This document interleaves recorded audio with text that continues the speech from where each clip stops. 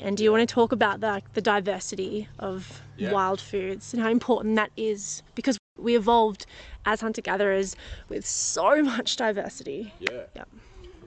Our immune system is made up of lots of different elements, and those immune factors are stimulated from the proteins found in the environment. And every single plant and every single animal has its own unique combinations and balances of those immune system factors and proteins. If we only ate from a limited range of things, we're only getting a limited range of stimulus.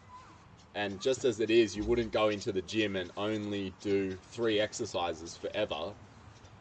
You would develop muscular imbalances from doing 3 exercises. So you would develop nutritional imbalances from eating only 4 to 5 to 12 different foods on repeat. And I would be guaranteed that most people get in patterns of eating. I think patterns of eating are compromises to health in the long term. Initially, they can be helpful touchstones for satiation, for health. Even if you create a meal that you know is healing and that sort of thing, they can be useful for a period of time, but that at the other end of that journey, they then become overstimulation of certain elements that have repeated too often, and now your body's becoming made toxic by them. Eva's right. If you go and incorporate wild foods in your diet, you're going to get more diversity.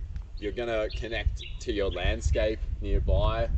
You're creating an experience where suddenly you're spending time outside, you're connecting to the land around, you're connecting to the local soil substrate, which actually then stimulates local probiotic activities. So I have a theory that connects you more to the world around you when you eat from the world around you.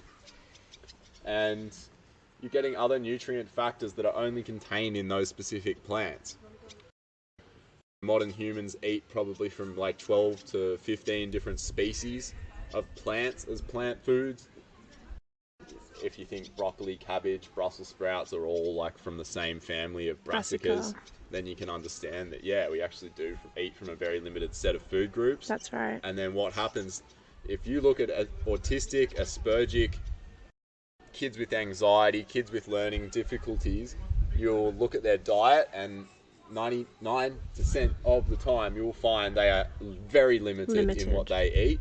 They might eat apples, potato chips, carrots, and cheese, and that's it. And they scream when they don't get anything else. And that is to the parents that continually do that because they're avoiding the screaming. It's like a drug addict, like for the first 4 days to a week, like the heroin junkie is going to be crawling up the walls and tearing the paint off. But that's the organisms inside them that have become addicted on those feelings, on those set of chemicals, so much so that they're demanding it. But you've got to dry them out, because if you don't dry them out, they'll never know what other food groups are. So Steiner will talk about supersaturation, and people can think what they do with Steiner. He developed agricultural methods like biodynamics, which use the moon and knowledge from the Celts and the Nordics and Western herbalism, and combined all of that into a system of farming that produces exceptional results, so much so that world leaders in wine know that biodynamics is a standard for farming practices because of the taste, which is an indicator for nutritional density. Would you believe that taste is an indicator for nutritional density? And this all links together because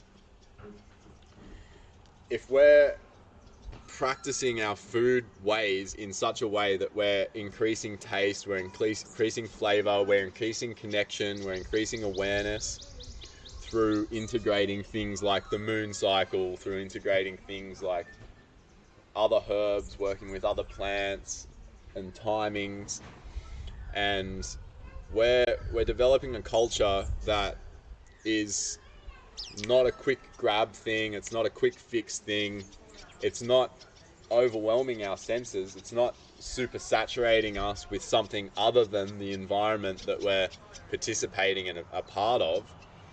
And these children who have been raised on lollies or raised on junk food, or they've got very limited diets, or they're fussy eaters, and even adults end up as fussy eaters. That's and they right. won't eat this and that. You can be damn sure that it leads back to some super saturation where their body is just totally overloaded with a certain set of nutrients, and now the ecology inside of that body is demanding those set of nutrients, so that we need to step away from that super saturated state, actually dry out a little bit, and then start to eat real healthy foods, and the flavors of those real healthy foods will be so much higher because our taste buds and our palate has adjusted to Rewired.